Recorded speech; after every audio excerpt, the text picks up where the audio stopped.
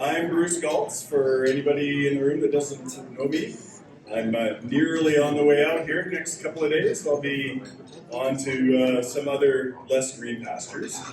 But in the meantime, I get to share a couple of panel discussions, and the first one today is about something interesting and frankly wasn't on my radar, but I do think you'll find this topic interesting today. And it's about how our economy is, the effects of tobacco and contraband tobacco on our economy. We are fortunate to have with us today a panel of distinguished experts, each bringing a unique perspective from both law enforcement and the industry. Sara MacIntyre is the Vice President of Western Canada for the Convenience Industry, is that right? Yeah. All right. Council of Canada, with a background in public policy. She has worked with former Prime Minister Stephen Harper and former British Columbia Premier Christy Clark. In her current role, Sara leads advocacy and communication efforts across British Columbia, Alberta, Saskatchewan, and Manitoba, focusing on strengthening our regional stakeholder relationships. Dennis Storey, Dennis is the Director of Investigations for Alberta Gaming, Liquor, and Cannabis. Previously, Dennis spent 27 years with the Edmonton Police Service, focusing on complex investigations, including homicide, organized crime, witness protection, and drug trafficking. Now, at AGLC, Dennis continues to apply his extensive investigative expertise to safeguard and regulate Alberta's gaming and liquor industry. Rick Barnum is the Executive Director of the National Coalition Against Contraband Tobacco, a recently retired Deputy Commissioner of the Ontario Provincial Police. With a focus on investigations and organized crime, Rick brings over 32 years of experience in major crime investigations. His deep expertise in organized crime led him to chair numerous national security committees, making him a key figure in the fight against contraband tobacco. And Ron Bell is the lead illicit trade prevention Western Canada at Rothmans, Benson, and Hedges. With over 30 years in law enforcement, including significant roles in combating illegal tobacco with the Manitoba Finance Special Investigations Unit, Ron now leads enforcement strategies against illicit trade of contraband tobacco in Western Canada. Let's start with opening remarks from Sara, and then we'll just move down the line. So kick it off, please. Thanks, Bruce. And I sat here not even knowing I was going first. Hi, everybody. Go Oilers. I had to say it. I'm in Alberta. What is contraband tobacco? I mean, I heard that when I first came to the industry. I'm like, ooh, that sounds very dangerous. And in fact, it is. So it's tobacco that's produced and isn't subject to any inspections from health authorities. It isn't taxed and doesn't have duty paid on it. It's a problem for my industry. So who I represent are convenience retailers. So your 7-Elevens, your On the Runs, Petro-Canada's, Shell's, who am I forgetting now? Circle K's. And we also represent our industry with a very long name, Convenience Industry Council of Canada. That's a mouthful. The distributors as well. So you guys may be familiar with Cormark. They have big facilities in Alberta and Calgary, as well as all of the products that are sold in our stores. So we have a pretty wide membership. Most of our members are the corporate locations. We don't represent a lot of the independents, but we do advance their interests with our work. Contraband tobacco has been our number one issue for the past, I would say, 5 to 10 years. We've seen massive declines in sales, and not all of that is from smoking cessation, unfortunately. It's from people switching to cheaper cigarettes. As we've seen the taxes go up, if you know any smokers, it's like nearly $20 a pack of cigarettes now. So people are looking at ways of cutting costs, so they look for cheaper alternatives. And in Canada, this is a very unique problem in Canada, it's plentifully available. And you'll see on your tables, I brought a little, we're just starting to highlight the amount of online contraband tobacco that's available in Canada. So on the back, you'll see all the different products that are available and their price points. These are taken directly off of websites in Canada. There's 93 of them that are operating, and they ship right to your door via Canada Post, usually in plain packaging. So the reason why we have Your Children Safe is this is where a lot of kids get vaping products, they get nicotine pouch products, and they get it shipped to home via e-transfer. They don't require credit card or age verification, and it's pretty readily available. So it's got some health implications. It also obviously has some financial implications for the Treasury. The tax man doesn't like to leave money on the table. I'm sure Dennis will talk about that a little bit more in lots of his successes. Yeah, so it's important, I think, for you guys as members, as small business owners. We're seeing stores close across the country. We have 3 stores close a day. In Alberta, we've seen over 50 convenience stores close in the past 2 years. These are often in rural areas, so if you're in a rural or remote area, you really do rely on your convenience store and your gas retailer. And part of their ability to stay active in your community means that they've got to be able to try and compete against contraband tobacco, which is a losing battle when it's $5 a pack online or $20 at the store. So we're just here trying to raise awareness of the implications for contraband tobacco. It's not a victimless crime. And maybe just raise some awareness in your communities as the importance of the convenience stores and what they do for your community. So, thanks.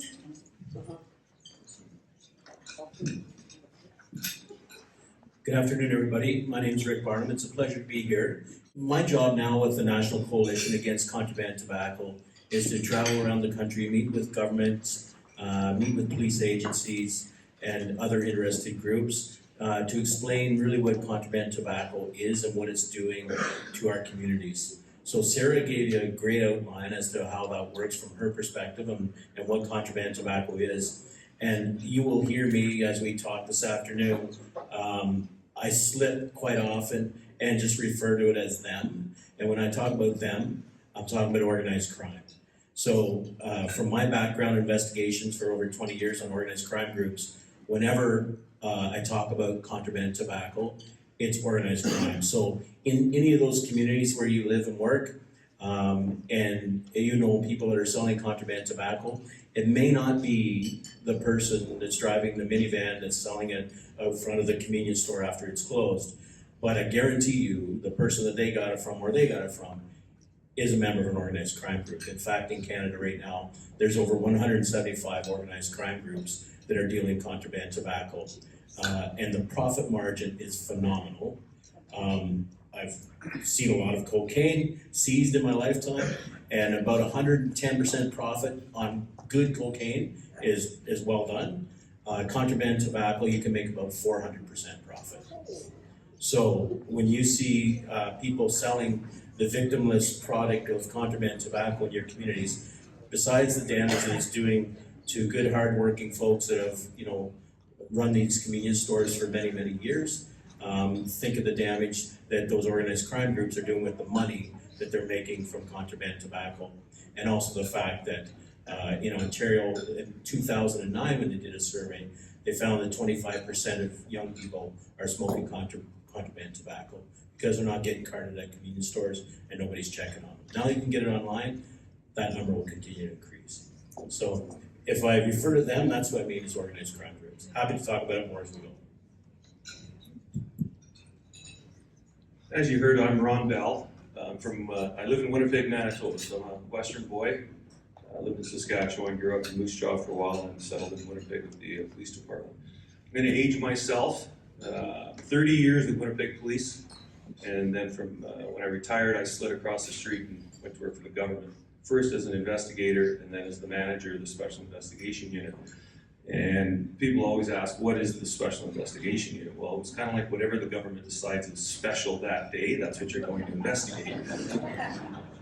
And 10 years ago, tobacco was a problem, but it was at such a minimal level, the government did not really consider it special. Our unit was more involved in retail sales tax frauds, people that were skimming, collecting, not remitting. But in the 10 years of that career, I retired as the manager of the unit. Illegal tobacco just skyrocketed, where our convenience stores were closing, different business associations were putting pressure on the government. Suddenly tobacco became the special thing they wanted us to deal with. I've been undercover as a policeman and undercover as a member of the SIU. I've been to Ontario, I've been to Montreal, to Quebec, I've been to the reserves where the manufacturing facilities are located at. I've negotiated to buy tobacco from these guys. So you can imagine, the three of us have a background in drugs and homicide, so it was really shocking to me where I'm now in the civilian side working for the government, and guys that I'm chasing for tobacco were the same Hells Angels that I chased when I was going after them for drugs and guns. It shocked me. There's no such thing, there's always a retired Hells Angel, but he's always gonna be a Hells Angel. They have the contacts, they have the business relationships, so it's a perfect business stream for them. And the profit margin, we use 300% profit. You can take a kilo of coke, a kilo of cannabis, and you're not gonna make that kind of profit. You'd have to step on that coke so much, nobody's ever gonna buy it from you. Whereas tobacco is pretty easy. So my role now with RBH, I've taken my expertise, I rolled it over there. I liaise with the law enforcement departments across Western Canada.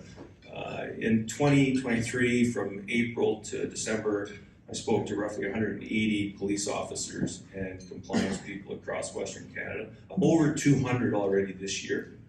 And it's about teaching people what is illegal tobacco, how to identify it, how to identify a counterfeit tax stamp, which exists. And with that knowledge, that's when you see these police officers on the side of the highway ending up with a semi-load of tobacco, which would be 23 pallets roughly, because you can only stack tobacco so high before you start to crush the product.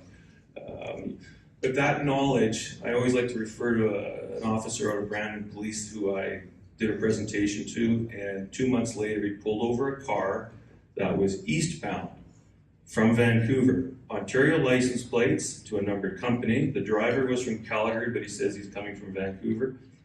The driver had 2 packages of illegal cigarettes on his dash, just 2 packs. That's enough to arrest the guy. That got the police officer inside the car, and he seized $2.2 million cash. So it wasn't illegal tobacco that was the headline, because it was only 2 packs, but the fact that he can say, here's a guy that's connected to an organized crime group, and we just got $2.2 million cash, it just shows you the people that are involved in contraband tobacco. It's like the guy selling the cigarettes at the bingo, yeah, may not be organized crime, but the people that are buying the cigarettes from, that's gonna be organized crime. And wherever you have organized crime, if you look at the headlines, organized crime, it's inevitable, it's going to bring violence. And when I do these presentations, I can speak to that. I have a couple of case studies where each case study results in the death of one of the main players involved in the contraband tobacco file. And that's because the stakes are so high. You're gonna see now when you read the headlines just last week in Saskatchewan, wherever you see the tobacco being seized, once it's off those trucks, you're always going to find guns, drugs. It's inevitable. And I'll let Dennis speak about some really good success stories. Alberta has a lot of successes. The problem from my side, and it's not Dennis's problem, is governments don't want to publicize their success stories when it comes to illegal tobacco. They have their reasons, I can understand them. I know Manitoba, our government was reluctant. They didn't want people to realize how readily available it was or how profitable, and I had to argue with them to explain to them, that horse is out of the barn. They know, but we have to let people know that we're trying to do something about it. But I'll let Dennis explain some of the great stories that he's had just recently. Thanks, Ron. I'm Dennis. So I'm with AGLC, with the police for 27 years. Moved over to AGLC about 6 years ago, and now I'm Director of Investigations. Investigations is made up of our anti-money laundering unit, so if I have any FinTrack reporting entities in the room, you would know what that's about, but we ensure that FinTrack gets the proper reports from our casinos that are set up, and make sure that's done properly. I also have a general investigations unit. Those are police officers that go do criminal and regulatory enforcement with respect to gaming, liquor, and cannabis. And then I have my tobacco Enforcement Unit, which are also police officers. On my tobacco enforcement unit, I have 2 teams, one in the north, one in the south, that cover the entire province. My tobacco enforcement, if you go on AGLC's website, you will never see any comment whatsoever about tobacco or tobacco enforcement. Sara brings that up to me from time to time. So, because our tobacco enforcement unit is generated out of a memorandum of understanding with TBNF, with Treasury Board of Finance and that ministry. So we do their tax enforcement with respect to tobacco. We've been in existence for 20 years. It's not just contraband cigarettes, it's also contraband shisha. That has gone up and down, it has ebbs and flows, depending on the hookah bars that we see in the cities. We have 2 teams, one north, one south, and I will use my gaming investigators to supplement my tobacco investigators, and for search warrants and so on and so forth. We also have within our teams, because we're not armed, we have really no policing equipment whatsoever. Most are ex-law enforcement, so they have a lot of policing experience, but no policing equipment. So we do have some audit into our teams. In the north, we have an Edmonton police sergeant and an RCMP sergeant, and in the south, a Calgary and an RCMP sergeant. So they assist, so we work very well with law enforcement agencies. We support them on their investigations when they come across tobacco, and they support us in our investigations when we come across weapons and other drugs, the fentanyl and the cocaine. We don't have authority to deal with any of that, nor do we have the expertise or the equipment. In addition, we actually will educate and train law enforcement around contraband tobacco. Much like what Ron had mentioned, is before I came to AGLC, I had no concept whatsoever about illegal tobacco. It just was not something that we ever came across, we really knew anything about. I wish I knew now I wish I knew then what I know now. Just simple seeing a pack of contraband tobacco or a pack of cigarettes sitting on a dash, that gives me the authority to arrest everybody, yank them out of the car and search the car. And it just gave us that one more tool. So we teach that to law enforcement now, and it's been very beneficial to them as well. We've had some awesome successes, particularly in the last few months, in January and in April. Just 2 seizures alone exceeded over $30 million in contraband tobacco, which equates to about $10 million in lost tax revenue for the province and for Albertans. So when you're thinking of your businesses and what you do with respect to that, what $10 million would buy with respect to schools and nurses, how many nurses it hires, how many teachers it hires, and so on and so forth. And it adds up over the years. It becomes very costly, and it is unfortunately seen quite often by the Crown as a victimless crime, because really only the government's being ripped off. But it's not just the government being ripped off. It is the victimization, it has a ripple effect, much like Sara had mentioned with the convenience store shutting down. Last fall, we did an investigation where we hit 3 stores in a small community.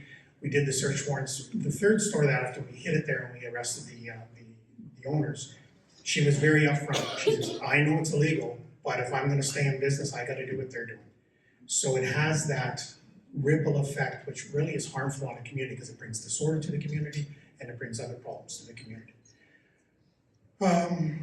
Outside of that, that's who we are at AGLC. They're not wrong. We don't like to brag about what we do, and we have some awesome successes. We just did a media release, I think it was about a week or so ago, and we listed everything we did over the last 9 months, and it's received a lot of praise, and that's awesome. But we're pretty quiet about what we do, and this is completely unheard of for AGLC to sit up here and do this. So we'll see how this works out for me, but that's me. The former director. Former director of investigation. Well, thanks. Am I on? Hello? No. There we go. Sorry, muted by mistake. Okay, oh, there we go, thanks. I can't talk loud, but this is better. I'm gonna tailor some of these questions, mix them up a bit. You answered a lot of what was on here, but maybe change it up a bit. So I'll ask certain individuals questions here, but then feel free as a panel to add some more comments. So maybe start here with Dennis. Is you talked a little bit about the financial impact to the province. and you know, there's some big numbers there. But how does that affect, say, AGLC or small business? We know some has closed down, but is it, we get a crowd here of chamber members and small business members, and they're not all in the convenience store business, but taxes matter to us a lot. And can you expand a little bit more on the impact of the illegal, from a financial perspective, the illegal tobacco industry? I can try. We don't deal specifically with the tax loss and such and those effects. We deal with the actual commodity and the criminals that move the commodity. We don't focus on end users. We get why people buy the cheap smokes. They shouldn't be because they have no idea what they're inhaling into their lungs, but notwithstanding, we get it. We go after the dealers and the suppliers. The suppliers are organized crime. I do get challenged from time to time. How do I know they're organized crime? Because I've been chasing the same people for 20 years. And much like it was already mentioned, when we do the search warrants and we do lay the charges, the organized crime figure always seems to walk. And it's the truck driver or the guy that was monitoring or babysitting the warehouse. He's the one that takes the hit and takes the fine. The offenses, the jeopardy that these people face is very, very limited. The biggest fine we've ever seen in the millions of dollars of tobacco that we've seized in some investigations is $50,000. So as a business person, I'm pretty sure you could appreciate that a $50,000 risk is worth the million and a half month profit. So there really is no reason why they should stop, and that's something that we do need to change within Alberta. With respect to how the tax loss affects them, you have to understand, we're probably close over the last 5 years. I bet you we're close to $1 billion in lost tax to Albertans. And it's not just that you've lost these tax dollars.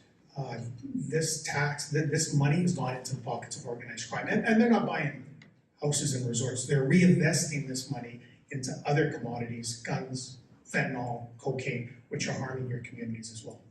So this is the ripple effect by something that quite often is seen as kind of victimless and really not that big of a deal. If it makes money, the organized crime groups will be involved in it, and they will make sure it stays solid, and they become very difficult and they can be very dangerous. Yeah, I just wanted to maybe follow up on that. So in Alberta in 2017, 2018, tobacco tax revenue was $911 million a year. Fast forward to 2021, 2022, it had dropped to $522 million. So a $400 million drop while smoking rates and taxation actually went up. So that's a lot of ambulances, that's a lot of police officers, that's a lot of schools. That's possibly a tax break, right?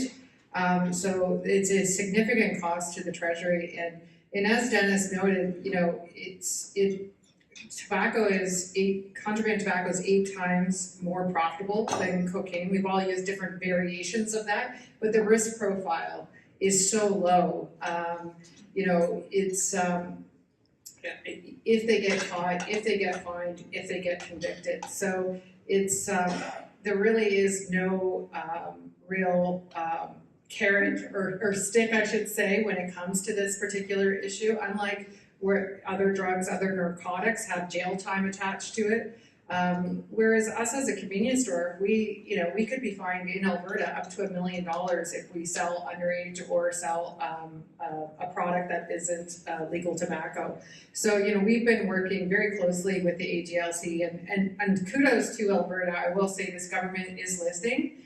They've set up a contraband working group. They are concerned about the money that they're losing. They're trying to find solutions. I've been saying Dennis needs his team doubled at least, but also the fines need to increase. There needs to be some type of certainty of penalty for those that get caught with these big products. Otherwise, it's just going to continue. And really, we know where the source is. There's only like really one main road that runs through the country. So it's kind of easy to know where it's coming from. And if those powers and enforcement officers are resourced, they'll make a big impact like the AGLC enforcement officers are doing with that big bust last week. I just want to fill in the blanks a little bit when you're thinking about context here. So when Dennis and Sara talk about profit, and so a tractor trailer unit hauling full of contraband tobacco is $1 million profit. One tractor trailer unit. A cube van is probably half of that. So to think, again, when people talk about, I don't get this organized crime part, the part of that is none of us in this room would probably let $1 million profit drive down the highway just on its own, going from A to B without knowing exactly what's going on, who's got it, what time it's going, leaving, arriving, where, everything intricately recorded and controlled.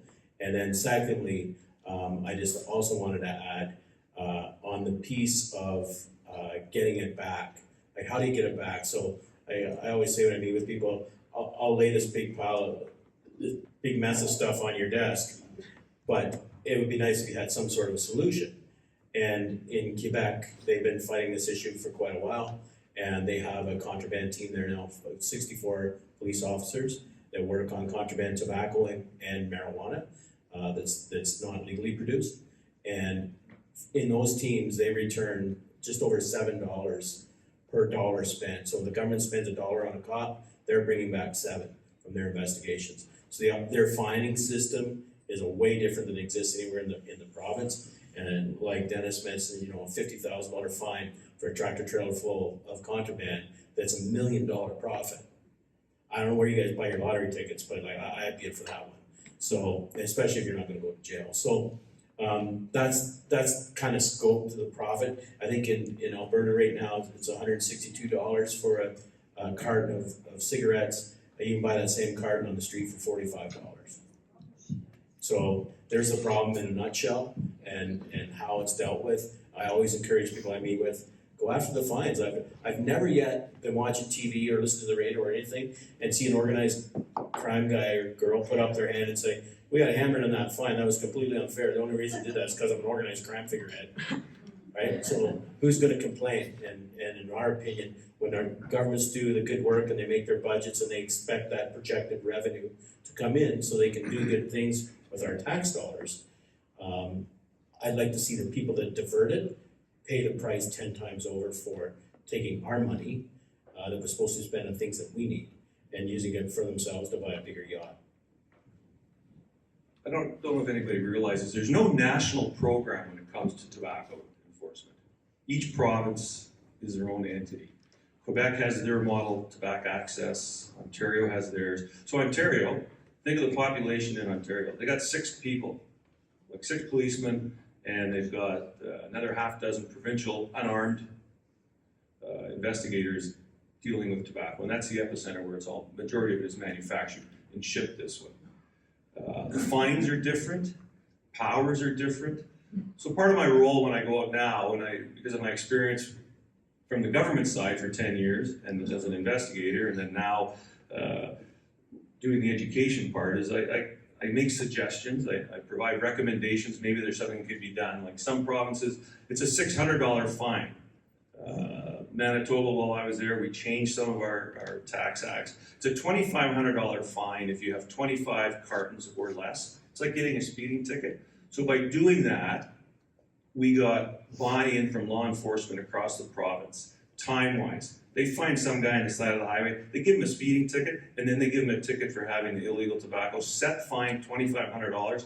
The minimum that a judge or a magistrate can lower that fine down to under Manitoba's law is $1,000. So it's real easy. Policemen are handing out tickets now all the time for that. Just getting a guy on the side of the road with a couple of cartons of cigarettes. Same thing at the retail level. In Manitoba, anybody who sells tobacco has to have a tobacco license. It doesn't cost them anything. It's just an online license that they have to have, and they have to display it. If you have that tobacco license, you're opening yourself up to a compliance inspection by a tax officer without warrant for the purpose of looking for contraband tobacco. Little things like that makes everybody's job easier. There's other examples like we could use, but simple ones like that. Sometimes there's no cure. Believe me, I don't think it'll happen in my lifetime. But if just by simple changes that might help the investigators, might get more people involved. Allow all police officers to be tax officers for the purpose of enforcing the Tobacco Act only. Things like that would help. You want more ideas, I'll have them. But the thing to remember, you get pulled over the side of the highway with a kilo of coke, you're going to jail. You're gonna go to jail that night and get locked up and have to appear in front of a judge to make bail. Yeah, but with tobacco, you're not getting locked up. You're gonna get released for a summons, or you'll be given an appearance notice or a promise to appear, but you're gonna go home for dinner that night. And when you look at the profit, why wouldn't you go down that road? And when you talked about the people here in the room, you're not owners of convenience stores. So you think, well, what's the risk to me? Well, if you come from Winnipeg, where street level illegal tobacco is rampant, we had 3 fires at retail stores about a month and a half ago, where they were firebombed. And this was because the Hells Angels wanted illegal tobacco at $10. This other family that owned a chain of little mom and pop convenience stores, they were selling their illegal cigarettes for $7. After going back and forth and threats, etc., they finally just firebombed his stores. But the innocent people got damaged that have businesses right beside them, because a fire affects more than just the designated Molotov cocktail that was thrown in the area. Both businesses on both sides got damaged. They had to shut down. They haven't been able to reopen. So you can't just turn a blind eye. If you see it, report it. For your Crime Stoppers, I don't know if anybody from Crime Stoppers is here. We have a relationship with BC, Manitoba, and we just started one with Saskatchewan, where we've assisted them, where they're doing campaigns on illegal tobacco in the connection to organized crime. So we're always available to discuss that. I was just gonna follow up or jump off of Ron's comments with fires. Obviously, contraband tobacco is made as cheap as possible so that profit can stay high, and so they don't really care what's put into it, but they also don't have self-extinguishing cigarettes. So you guys, I don't know if anyone's old enough in here, it's a pretty young crowd, so good on you, Alberta Chamber. But there used to always be like these house fires you'd hear quite frequently, and be somebody falling asleep with a cigarette. So, new regulations came in that cigarettes that were manufactured and sold legally in Canada had to have self-extinguishing filters. Contraband does not. I live in Kelowna and had firsthand experience with this. The guy on the 15th floor fell asleep smoking a cigarette, contraband, got his mattress on fire, 90 units were damaged. We were all outside for 4 months and $4 million of damage done. But my point is with that is that even the user doesn't know the full risks of that. And you probably have seen, occasionally you'll see these kind of house fires, and not sure where it started from, but there's a smoker there.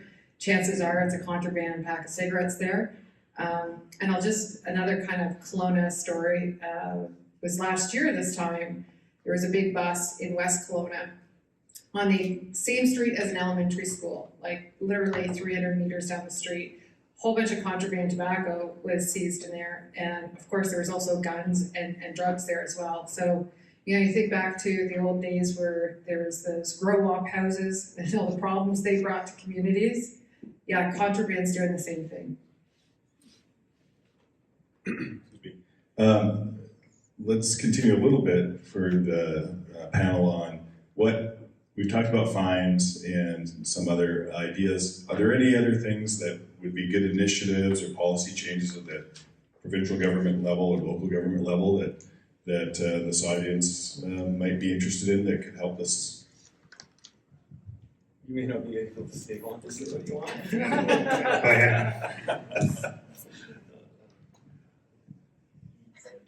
I think I touched on a few of the points that I think would help law enforcement. There's no central hub in Canada.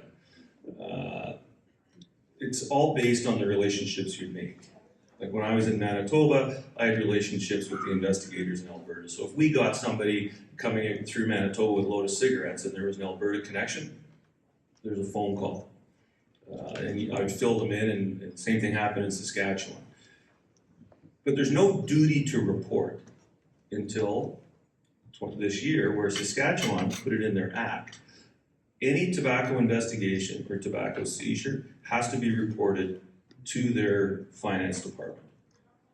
It's a small step, it's only in Saskatchewan, but a simple thing like that, it's like you'll never really grasp how bad the problem is, because it's hard to grab the numbers of how many people get arrested, how much tobacco is seized.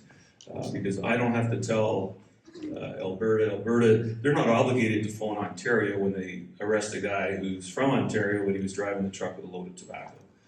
Simple things like that. There's no central nexus that is controlling or making sure that information is getting shared.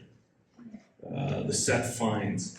Somebody mentioned the lottery. In Manitoba, we have one of the worst, or not the worst, the best, one of the highest penalties.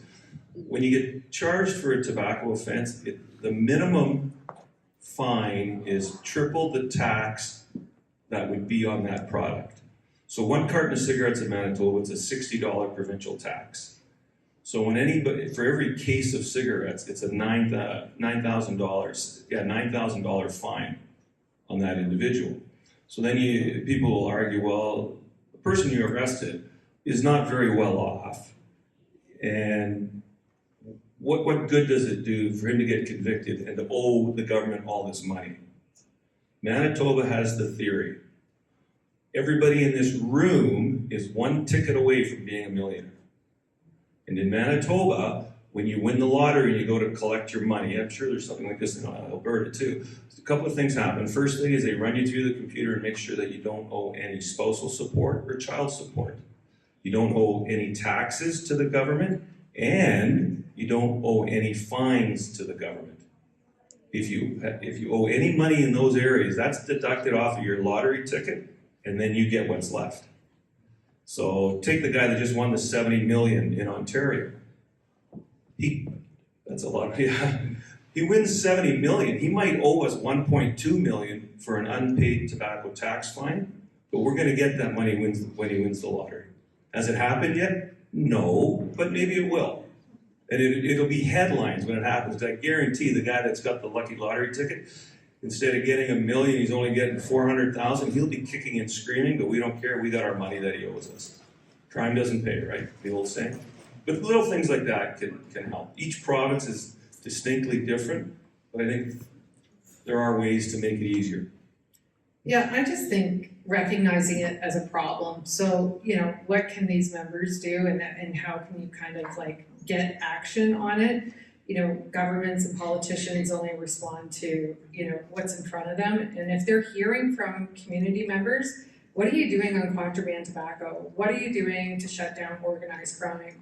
I want to see action on this. I mean, that's really how we kind of started the conversation with the Alberta government is, we put in some budget submissions, we had some meetings, and, and it's not just the provincial level, which of course is the, most empowered jurisdiction to take action, but even at local council levels, like I talk to at chambers and at different events to say, this is a problem in your community. Particularly Kelowna is a hotbed. I keep referring to where I live, but it is a hotbed. I've gone and bought contraband tobacco just to have the experience, which was fun. It's just, the only time you're going to get real action on this is when community members say, we want this to stop because it's bringing violence into our community. And I think we're getting there with Alberta, that they're recognizing it as a priority, not just from a tax loss, but a public safety issue. They've announced a working group in their budget this year. So, it's kind of a hard slog to make a public safety issue on contraband tobacco when you've got, random attacks in communities and all these other kind of pressing or urgent public safety issues. But if you unravel it, and it goes back to organized crime. They're getting their grease of the wheels from things like contraband tobacco. It's like a butterfly flaps its wings, right? I mean, you trace it all back, and this is where they get their money to do the most damage in your communities and provide things like fentanyl on the street. From my personal experience, when I was still working with police, we would have our Monday morning meetings with our commissioner, and I was a deputy there, so we would sit around the table, and for the credit of what you folks do in the room and being a member of the chamber. We served, I think, 86 different communities in Ontario. We had 86 police service boards, and so numerous chambers of commerce. And when we had a complaint come in from a chamber of commerce, it was set aside and it was discussed at the commissioner and the deputy commissioner level every Monday morning. And to make sure that those chambers had a response from somebody in a position of authority within our service, and also that their complaint was tracked and logged, and we followed up on it every week or whatever the time it took to resolve the issue. But where I'm going with that is, you have a very strong voice in this room as a collective chamber or chambers, and don't be afraid to use that when you see things or hear things like this happening in your community. You know, maybe it's not your specific store, but it might be your parking lot where somebody gets murdered, and your store will be closed for 3 or 4 days while the investigation's on, and then you get that stigma, because as you know, people don't necessarily look at really what happened, they just look at where and what time, and I'm not going there at 7 o'clock at night anymore because something horrible happened. So you do have a voice, and you have a big impact when police services talk about community safety. I guarantee you 100% that a Chamber of Commerce is absolutely at the top of their list when they're thinking about community safety. It's not just kids swimming at the beach or wherever else. You have a very powerful voice in those boardrooms. Thanks. I'll go off script a little bit now.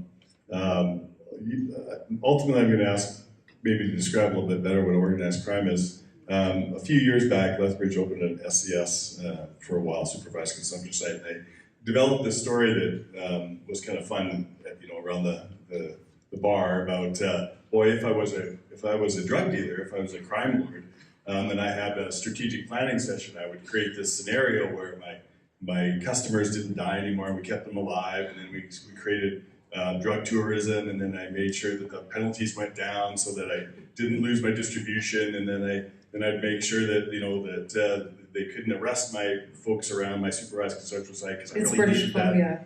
Yeah. And it went on and on. It was actually kind of funny to get the crowd going, but ultimately I have no idea what organized crime looks like. And you mentioned Hell's Angels, but when you talk about organized crime, what do you mean? Well, organized crime under the Act is really quite simple. It's 3 or more people that come together for a commonality to do criminal work. So it's really that simple. But what we're seeing with organized crime is they're groups that are not very localized. These are groups that have tentacles all across Canada into the US. So these products can move back and forth. They're businesses. They're well-run, well-oiled businesses, but just with a nefarious idea behind it.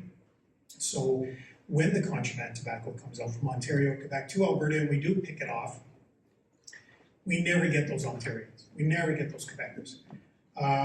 It's a truck driver who just backed up to a trailer and loaded up, and off he went. And he's got a bill of lading that says he's delivering used clothing to. Well, we had one where it was in Goodwill, and Saskatchewan picked them off just before it got to Edmonton. But they went to all the extent as the top 2 boxes on top of the pallets of tobacco, they put used clothing in. So if they were inspected, it looked like used clothing, and it was going to Goodwill in Edmonton. So they put on legitimate addresses. They're very experienced in what they're doing. The group in Edmonton, our April seizure, our January seizure, both the same group. We've hit them twice. We've hit them probably a dozen times, but we hit them twice already this year. They have, I chased them when I was in organized crime and drugs. They have a very good transport network that goes into the US, goes into Ontario, and it moves back and forth and up to BC and the coast. So they just converted it from cocaine to tobacco is all they did. And it lowered their risk and increased their profits. So.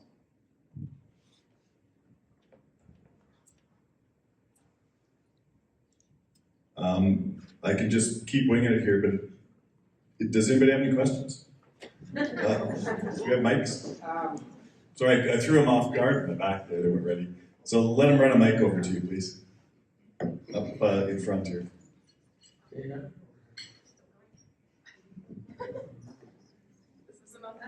so much all day.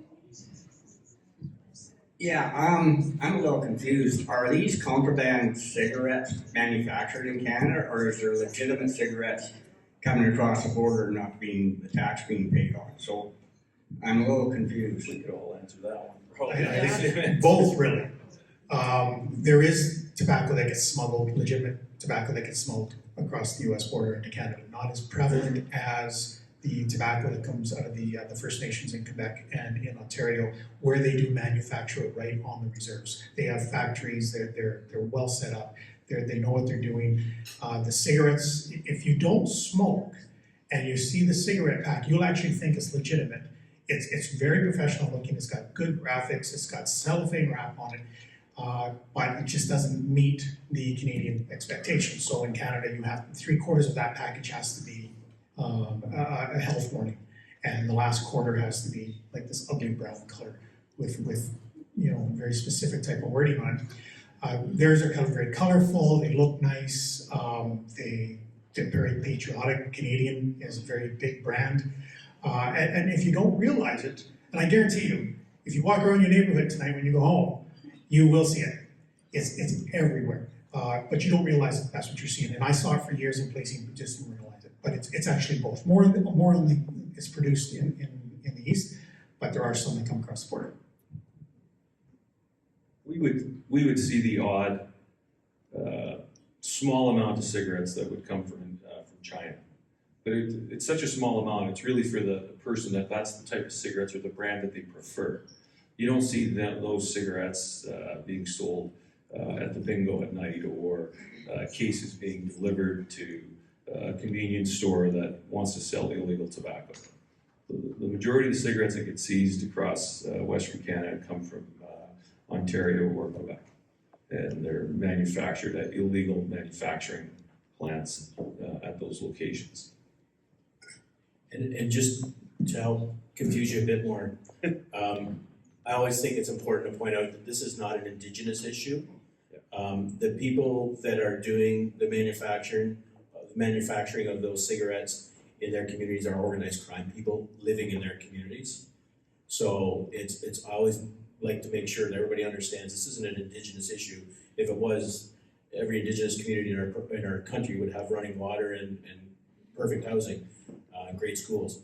But because there's enough money for that. But this is organized crime groups living in those communities, and in my opinion, the individuals that I know of in Ontario are are the most successful organized crime figureheads, arguably in North America. Multi-billionaires that share nothing with their communities, by the way.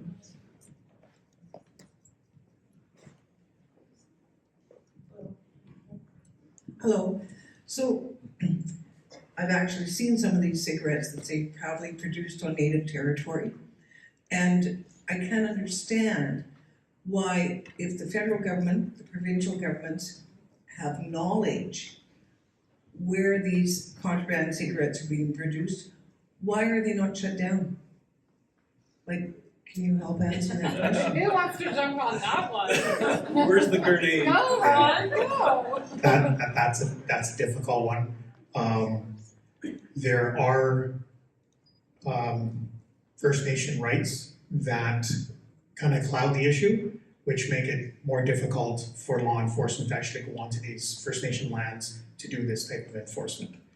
So that's probably the safest answer I could give you. Yeah, we want to see you on panels again, so stop there, Dennis.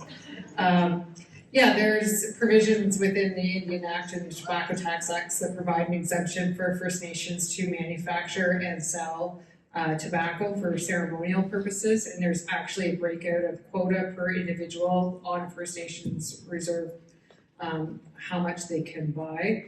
There's been different studies out on this that if they were looking at how much, there's one particular, Grand River Enterprises in Six Nations near Hamilton, Ontario, where if you actually looked at the amount of cigarettes they produce and sold, it would be enough for every First Nations member to smoke continuously 24 hours a day for, I think it was 30 years or something like that. So obviously it's not being produced and consumed by First Nations in accordance with the law.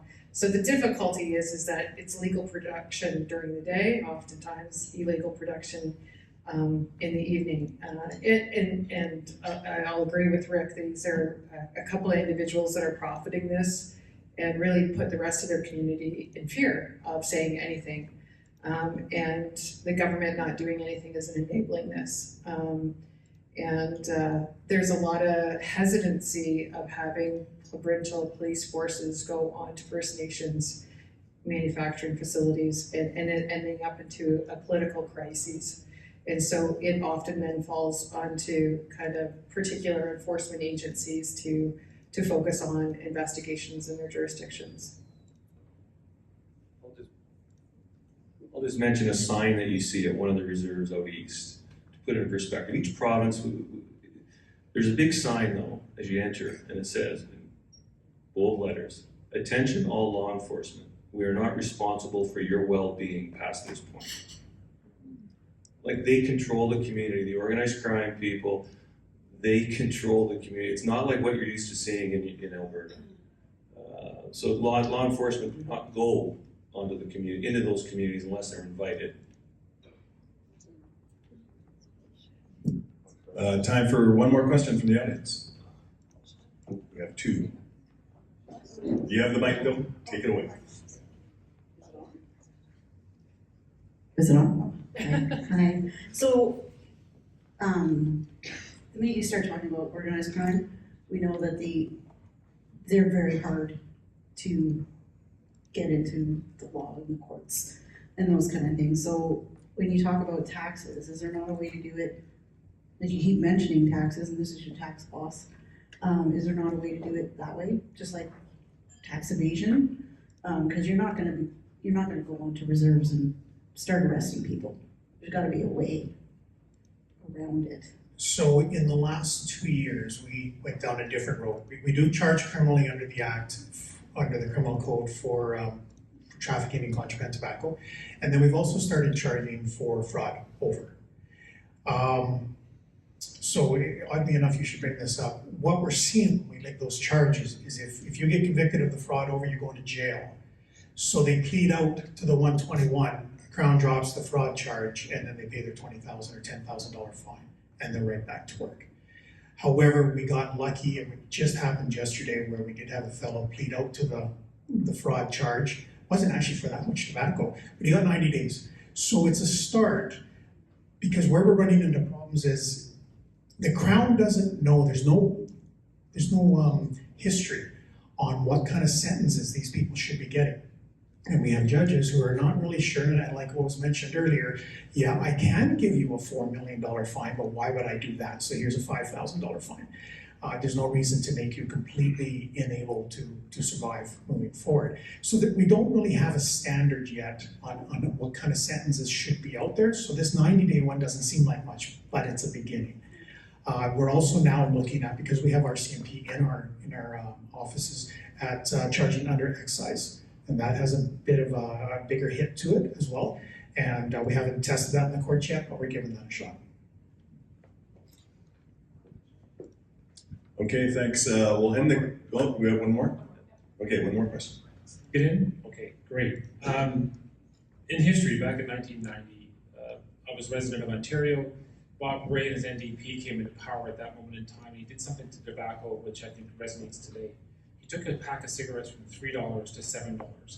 Immediately, the amount of contraband tobacco that came back up from the United States, Canadian tobacco, sold in the United States, brought back up to Canada, sold for $3 a pack. The natives were making money. I was getting my cheap smokes back at $3. The government lost millions of dollars, millions of tax dollars, because they raised the taxes by $4 a pack. Doesn't make sense, does it? Raise taxes, lose taxes. Today, our packs of cigarettes are $20, $25 a pack. Taxes are huge on that pack of cigarettes. You're talking about a dramatic increase in contraband tobacco. The root cause of that is cost to the user. There's no users willing to spend $4 or $5 on a pack of cigarettes because the $25 pack of cigarettes is ridiculous. and I get the whole enforcement side of it, the challenges of enforcement. I was in the Royal Canadian Navy, the amount of thousands of kilograms of heroin I dumped into the sea. Enforcement is great, but it doesn't solve the problem. The problem is the pack of cigarettes costs an exorbitant amount of money because the taxes on it are so high.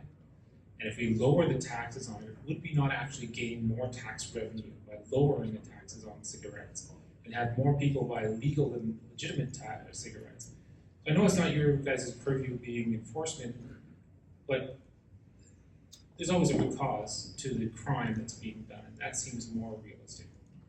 When I was with the province of Manitoba, we had these debates. Like, there has to be a balance. What that perfect balance is, that's something that can be argued forever. So when Quebec started their tobacco access program, where they went full-time, 100 law enforcement people just fighting illegal tobacco, 60 of them were gun-carrying police officers, 40 of them were support staff, analysts, etc. They started doing huge projects. But at the same time, they lowered, first time ever, a province lowered the prices of their cigarettes. So they went from being number one for contraband tobacco in Canada to where, like percentage-wise, because Alberta, you're minimum 30% depending on where you live. In Alberta, you're 30%. BC's now probably at 40%, whereas 10 years ago, BC was about 15. Quebec, it lowered. They're less than 20% for illegal cigarettes because it's convenience, because they're out there doing enforcement all the time, so you can't just walk to the corner to get a packet of $5 cigarettes. You'd have to jump in your car, go to a reserve, and run the risk of getting stopped because they put license plate readers in vehicles outside the reserve. So they may not get you today, but they're gonna get your license plate, and after about the 10th or 11th trip, they're gonna say, this guy's got a problem, he's coming here all the time, maybe we should go do some surveillance on him and have a look. But at the same time, they lowered their cigarette price. And they found a balance that seems to have worked. They still have illegal cigarettes, but not at the level they had. They got the best, well, they're the lowest in Canada. I'm racking my brain to prove your point here on the year, but I believe it's 2018. So from 2018 to current, the province of British Columbia has raised the taxes on cigarettes by 36%. They now have 2% less income than they had prior to that. Yeah, I mean, I think it's simply a matter of political cost. No one's gonna stand up and say, we're gonna reduce the price of cigarettes to make contraband no longer competitive. So if you, I can't imagine any health minister standing up and saying, hey, today, smokes in Alberta, $10. Go down. I mean, I wouldn't applaud that, but I mean, I'm not a fan of taxes, but you know, it is clearly, you know, the unintended consequence of trying to use a stick, and instead of using a stick, they're using a sledgehammer, and it's just creating this problem. So government is the creator of this problem. We like to see government be the solution alongside with industry.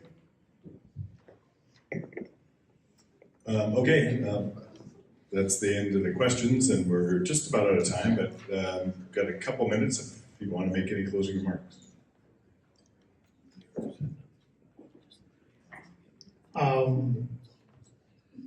One thing you can do that helps us is just report.